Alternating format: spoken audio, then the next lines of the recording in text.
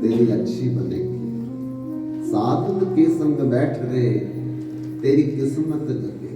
जब भी हमारी लॉटरी निकलेगी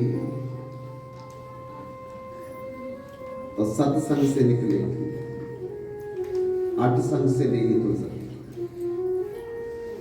और सत्संग कब मिलेगा? जब संत का संग मिलेगा। और जब संत का संग मिलेगा हमारा दुख खत्म हो जाएगा। एक समय देव ऋषि नारद काशी से प्रयागराज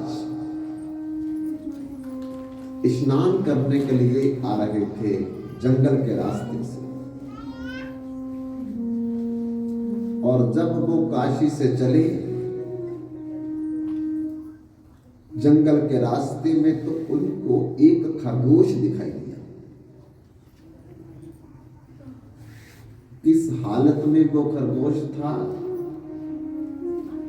चारों पांव उसके ऊपर है, पीठ के बल पड़ा है और वो तड़प रहा है। क्यों? क्योंकि किसी ने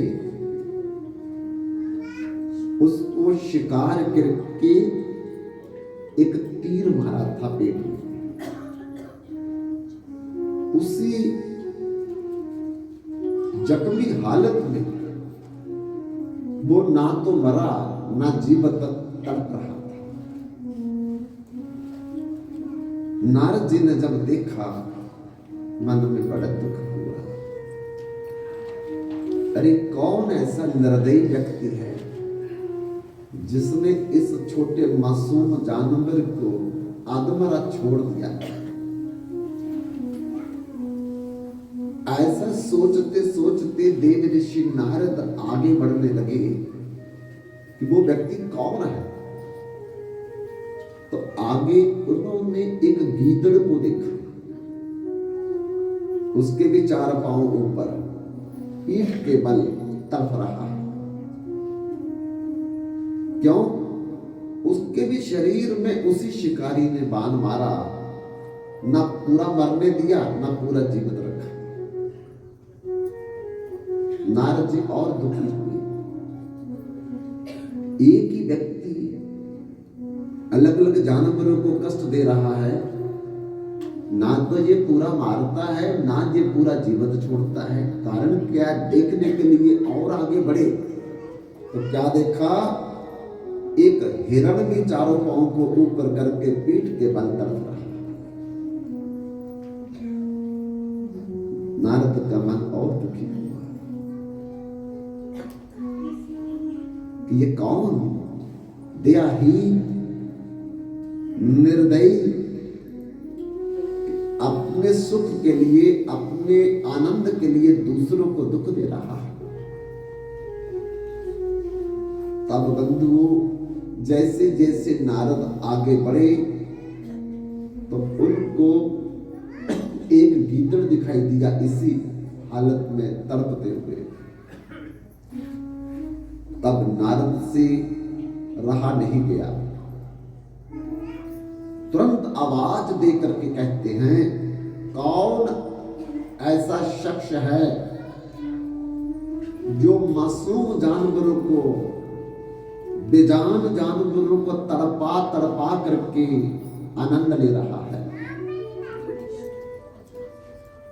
तो बंधुओं वो शिकारी ने देव ऋषि नारद की आवाज सुन ली थी। और जब उसने आवाज सुनी तो उस समय भी वो एक निशाना लगा करके बैठा हुआ था धनुष से,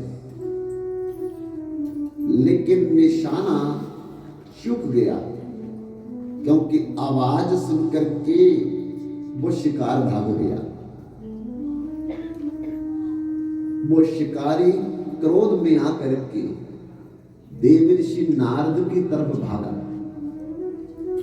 और भाग करके जब उनके पास पहुंचता है, पूछता तुम कौन हो? मेरे कार्य में विघ्न डालने वाले। ये मेरा आज का काम नहीं है। मेरे परदादा, मेरे दादा, मेरे पिता ये सब ऐसे ही करते थे, मैं भी वैसा कर रहा हूं। मैं चाहता हूं कि उनकी बनाई हुई प्रथा को टूटने न दूं। नारद जी ने कहा,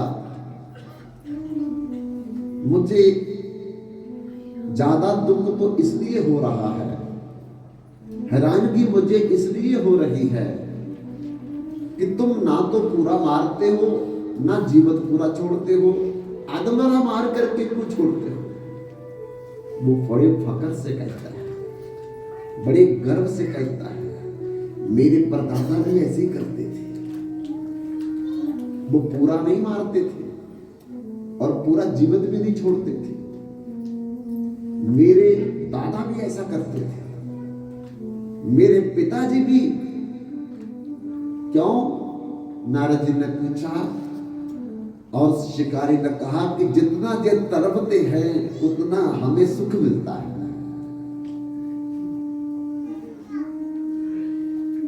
आनंद मिलता है, उतनी हमें शांति मिलती है।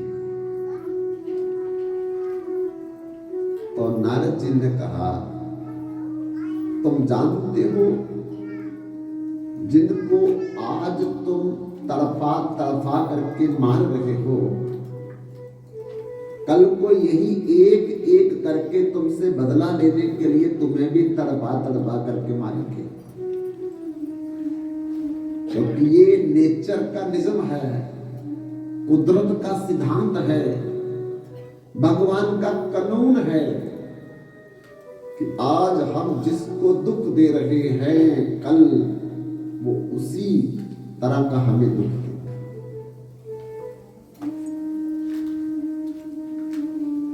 कोई कर्म तुरंत फल देते हैं, कोई कर्म साल के बाद फल देते हैं, कोई कर्म अनंत जन्मों के बाद भी फल देते हैं।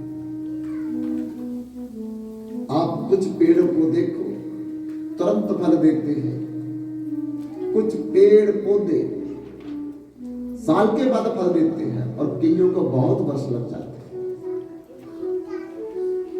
इसी प्रकार से हम अपना कर्म करके भूल जाते हैं, लेकिन कर्म कभी मिटता नहीं है।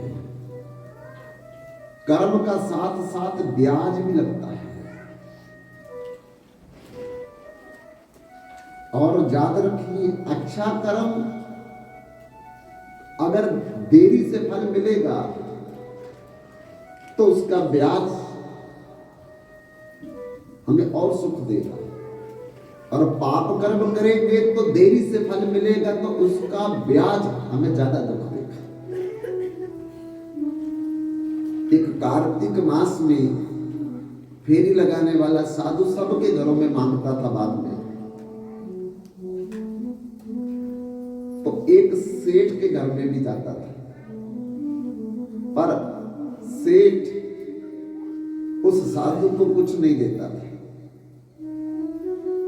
पर निजम से लोगों के घर में जाए, पर सेठ के घर में भी जाता था वो, पर सेठ ने सुगंध खा रखी थी, हम कुछ नहीं देंगे।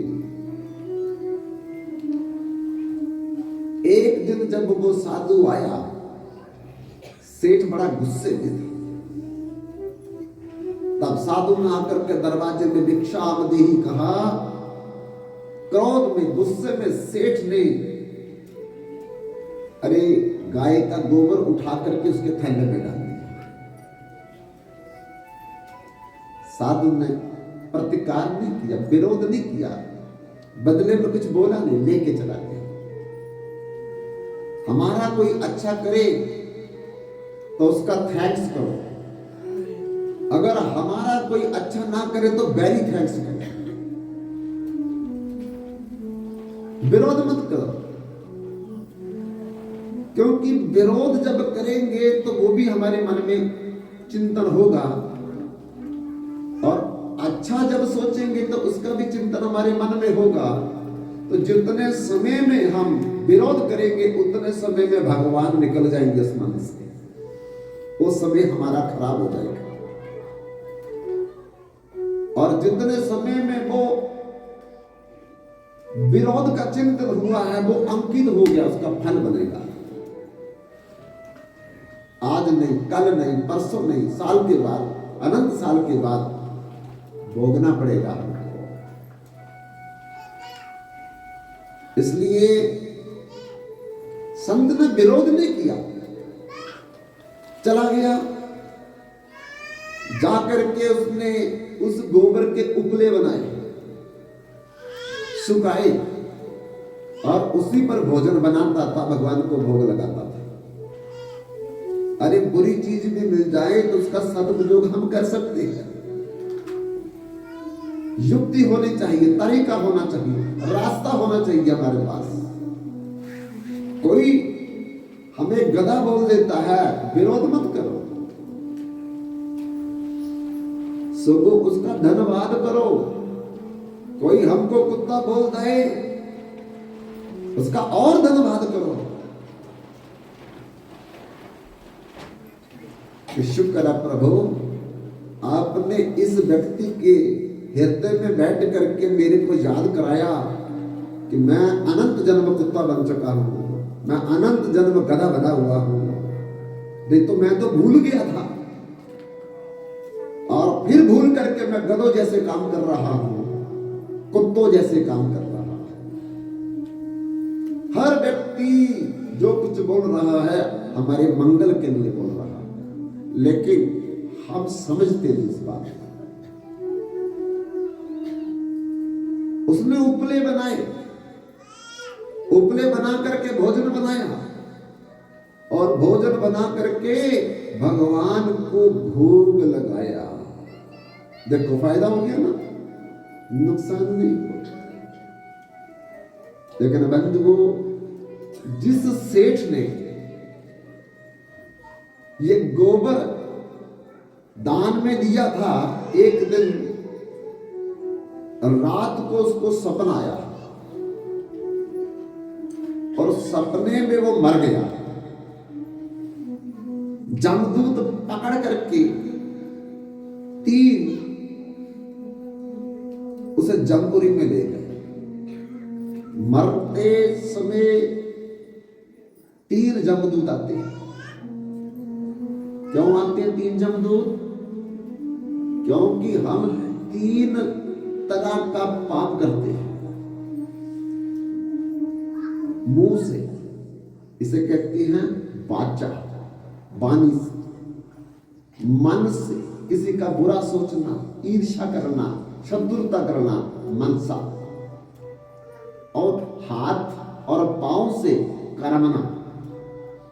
3 प्रकार से जो हम पाप करते हैं, उन 3 प्रकारों का पापों का दंड देने के लिए आखिरी में मृत्यु के समय 3 जमदूत आते हैं।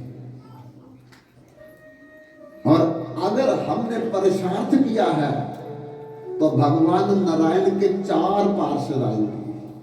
वो 3 नहीं आएंगे, वो 4 आएंगे, अगर हमने अच्छा जीवन व्यतीत किया है। क्यों? क्योंकि पुरुषार्थ 4 तरह का होता है: धर्म, अर्थ, काम, मोक्ष। के लिए जो हम कार्य करते हैं वो 4 तरह का, 4 नारायण पार्षद और जमराज के 3 जमदूत 3 प्रकार से पाप करते हैं। और उसको पकड़ करके जमपुरी में ले गए, लाइन में खड़ा कर दिया। जब उसका नंबर आया तो स्वप्न में वो देख रहा है कि जमराज ने कहा चित्रगुप्त से इसका खाता देखो। खाता देखने लगे चित्रगुप्त तो कहने लगे कि इन्होंने एक बहुत बुरा काम किया है, पहले उसका इनको दंड देना चाहिए। जमराज ने पूछा कौन सा बुरा कर्म किया? इसने एक साधु को दान में गोबर दान किया है।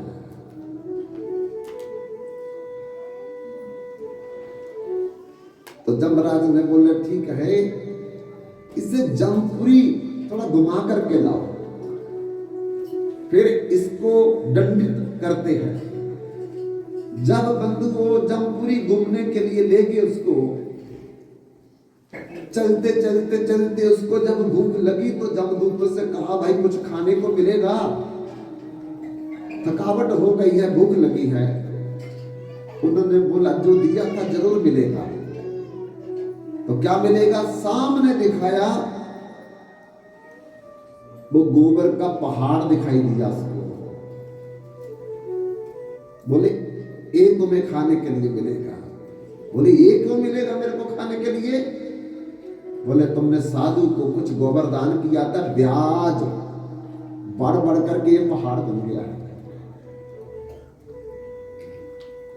कहते ये तो मैं नहीं खा सकता। बोले फिर देना भी नहीं चाहिए। जो चावल हम अपने घरों में नहीं खाते वो मांगने वाले को क्यों देते? किसी गरीब को क्यों देते? क्योंकि हमारे काम के नहीं है, वो वेस्टेज है हमारी, तो दे दो। लड़के का विवाह होता है, लड़की का विवाह होता है, करोड़ों रुपया हम पैलेसों में लगा देते हैं, शराब पे लगा देते हैं, पार्टियों में लगा देते हैं, लेकिन जब पंडित पूजा करवाने वाले को देने की बारी आती है तो धोती जिसमें सब कुछ दिखाई देता है।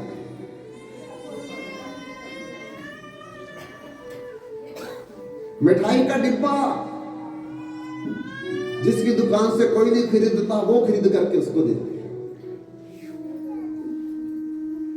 और दक्षिणा इतनी देते हैं कि बेचारा देख करके दुखी हो जाता है। अरे जिसकी कृपा से लड़की और लड़की का विवाह टिकना था, क्योंकि खुश होकर मंत्र बोलेगा, खुश होकर के पूजा करवाएगा, खुश होकर के हवन करवाएगा, तो लड़की लड़के का जीवन लंबे समय तक ठीक गुजरेगा। तो उसी को नाराज कर दिया और पीने खाने वाले दोस्त मित्रों को प्रसन्न कर दिया।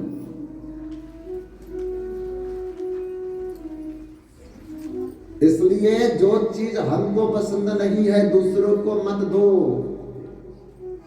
क्योंकि बदले में तो वही चीज हमको वापस मिलेगी। इसलिए जमदूतों ने कहा जब तुम खा नहीं सकते तो संत को क्यों दिया था? खाना पड़ेगा। जबरदस्ती पकड़ करके खिलाने लगते, चिल्लाया बचाओ मेरे को, मैं नहीं खाऊंगा। जान खुल गई।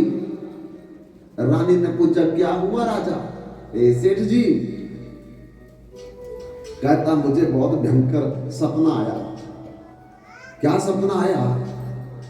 अरे मैं मर गया और जमदूत मुझे पकड़ करके जमपुरी में ले गए। जमराज ने कहा जमपुरी घुमा करके लाओ इसे। घूमते घूमते थक करके मुझे भूख लगी।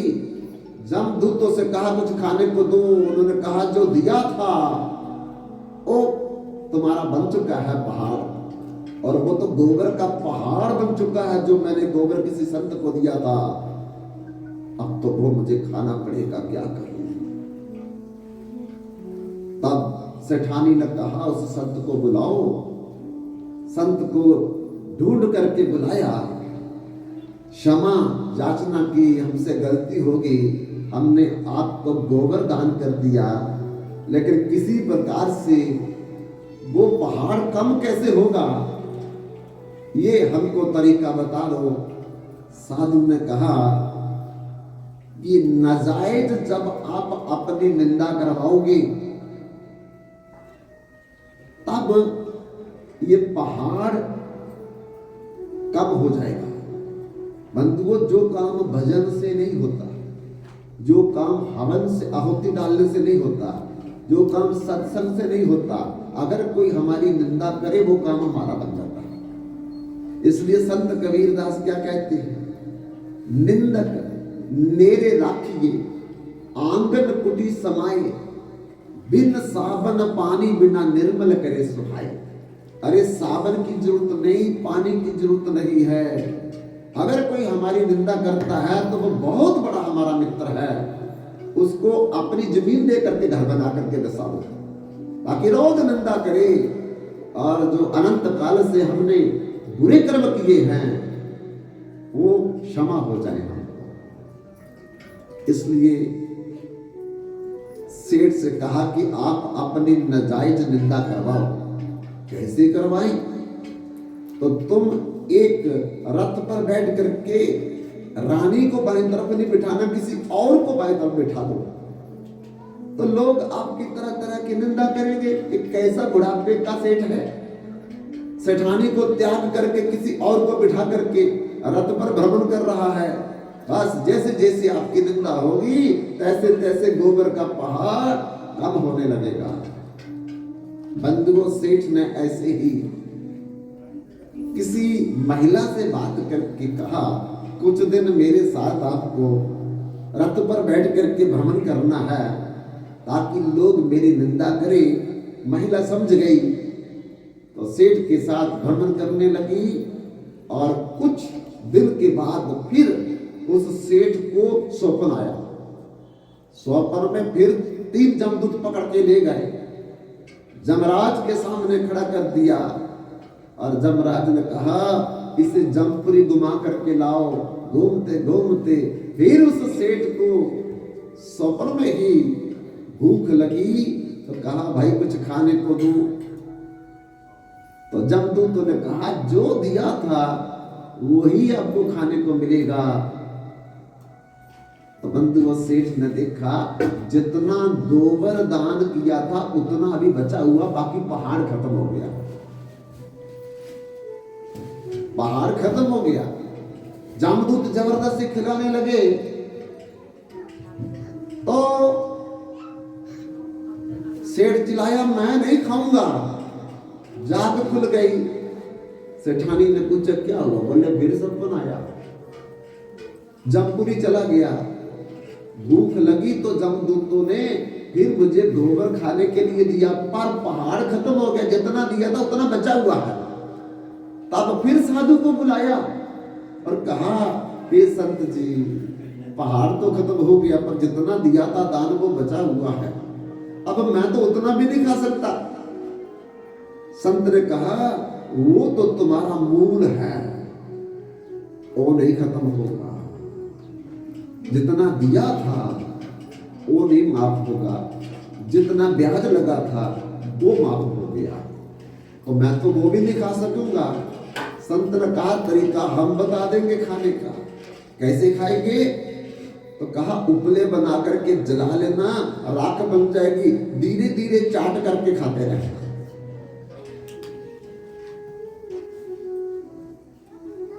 बंधुओं, देव ऋषि नारद ने कहा आज तुम जिनको तड़पा तड़पा करके आनंद ले रहे हो, एक दिन तुम अकेले को ये सारे तड़पा तड़पा करके मारेंगे और आनंद लेंगे।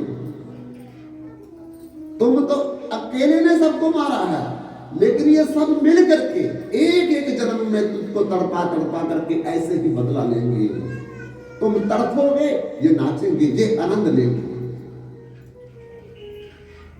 क्योंकि कर्म कभी खत्म नहीं होता, शब्द कभी खत्म नहीं होता है। इसलिए अरे तुम अगर इनको मारते ही हो तो कम से कम पूरा तो मार दो, उससे क्या होगा? शिकारी ने बोला कम से कम इनको कष्ट तो कम होगा। अरे तुम इनको कष्ट इतना दे रहे हो, क्या इतना कष्ट तुम सह पाओगे? पूरा मार दो। तो उसने कहा जब पूरा भी मार देंगे तो ये पूरा मेरे को मारेंगे, वो भी तो मेरे को दुख भोगना पड़ेगा, इसका भी प्रायश्चित बताओ मेरे को। अब तो मैं पूरा भी नहीं मारना चाहता, आधा भी नहीं मारना चाहता, क्या करूं? तो नारद जी ने कहा ये धनुष बाण को तोड़ दो। शिकारी ने कहा अगर मैंने इसे तोड़ दिया तो फिर मैं शिकार कैसे करूंगा? तो बोले शिकार करने के लिए तो मैं कह रहा हूं कि इसको बंद करो, धनुष का क्या काम है? बोले फिर मैं खाऊंगा कैसे? मेरी पत्नी है, मेरे 2 बच्चे हैं। बोले हम तुमको भेजेंगे राशन, तुम चिंता मत करो, तुम केवल एक कार्य छोड़ दो, क्योंकि जो तुम कार्य कर रहे हो तेरे बच्चों को भी भुगतना पड़ेगा। बच्चों को भी भुगतना पड़ेगा, क्योंकि युधिष्ठिर महाराज ने एक जुआ खेला था, तो 12 साल का वनवास, 1 साल का अज्ञातवास भोगना पड़ा।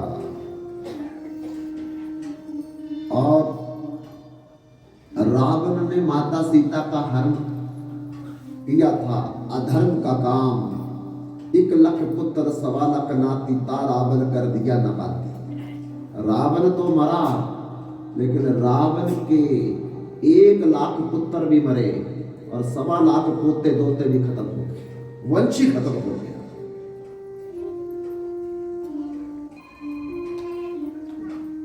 और बंधुओं, भगवान कृष्ण के वंश में जिन लोगों ने